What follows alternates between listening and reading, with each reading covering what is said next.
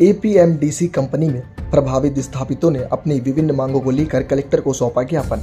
मध्य प्रदेश के सिंगरौली जिले में स्थापित हो रही एपीएमडीसी कंपनी के अधिग्रहण के खिलाफ आदिवासी किसानों ने कलेक्ट्रेट कार्यालय पहुंचकर अपनी विभिन्न मांगों को लेकर कलेक्टर को ज्ञापन सौंपकर की है। किसानों का आरोप है कि भू अधिग्रहण नियमों को ताक पर रखकर उनकी जमीन का अधिग्रहण किया जा रहा है। विरोध करने पर पुलिस एफआईआर दर्ज कर लेती है।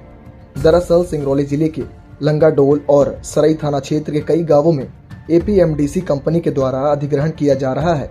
किसानों का आरोप है कि कंपनी ने उन्हें R&R पॉलिसी और उनकी सिंचित असिंचित भूमि एवज में दिए जाने वाले सुविधा मुआवजे की जानकारी नहीं दी है। पुलिस के दम पर उनके जमीन की जबरन नापी जा रही है। इतना ही नहीं, किसानों ने यह भी कहा है कि अपनी भूमि मकान की नापी करने से मना करने पर पुलिस के द्वारा एफआईआर करा दिया जाता है। आदिवासी किसानों ने मीडिया के कैमरे के सामने अपनी किस्मत और सरकार को कोसते हुए कहा कि हमारे पास कृषि एवं महुआ, फूल, तेंदुआ पत्ता के अलावा अन्य कोई संसाधन नहीं है। अगर कंपनी मेरी भूमि का भू अर्जन करती है तो हमें स्थायी रूप से जीविकोपार्जन के लिए नौकरी, पूर्णवास की व्यवस्था, भूमि, चिकित्सा, स्वास्थ्य और शिक्षा की व्यवस्था मिलनी चाहिए। यहाँ तक कि पड़ोस के गाँव में कंपनी ने काल उत्खनन का कार्य प्रारंभ कर दिया है, जिसमें ग्रामीणों को न ही सही ढंग से मुआवजा मिल पाया है, न ही पुनर्वास की सुविधाएं मिली है, जिसको कलेक्टर आज कई ग्राम पंचायतों के ग्रामीणों ने कलेक्ट्रेट कार्यालय पहुंचकर ज्ञापन सौंपते हुए अपनी अहम मांगों पर विचार विमर्श कर जल्द से जल्द पूरा करने की मांग की है। देखिए खास खबर। एपीएमडीसी जो कंपनी है वहाँ से विस्थापित हो रहे हैं।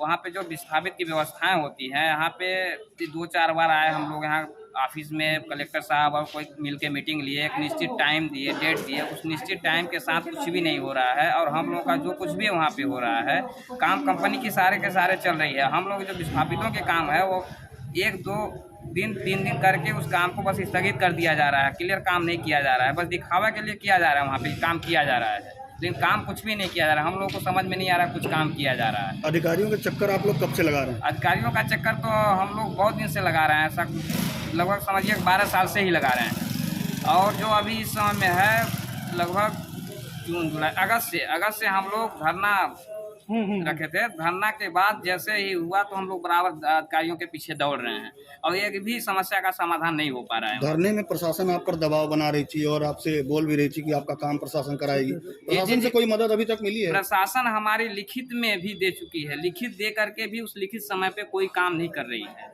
अभी तक हम लोग जो लिखित दिया गया टाइम, उस टाइम को भी दिया गया, उसमें एक बार नहीं 2 बार 3 बार हम लोग समय दिए प्रशासन को, लेकिन प्रशासन आज तक एक भी काम को पूरा नहीं किया। आज जो आप लोगों ने ज्ञापन दिया उसमें कौन कौन सी मांगे?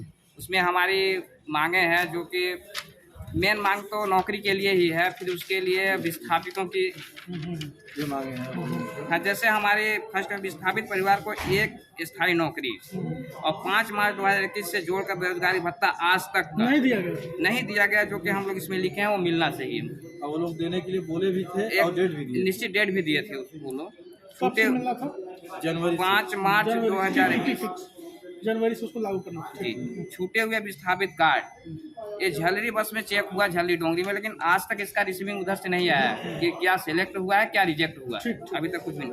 परिसंपत्तियों का मुआवजा ज्यों का त्यों, जैसे का तैसे ही पड़ा रहा, इसमें कोई अभी संबंधित कंपनी के जो अधिकारी हैं वो आपसे क्या कहते हैं? बस वही लिखित में बोलेंगे या मौखिक बोल देंगे, बस हो गया। ठीक है। क्या नाम है? मेरा नाम पवन कुमार साकेत है, जल्दी से हूँ।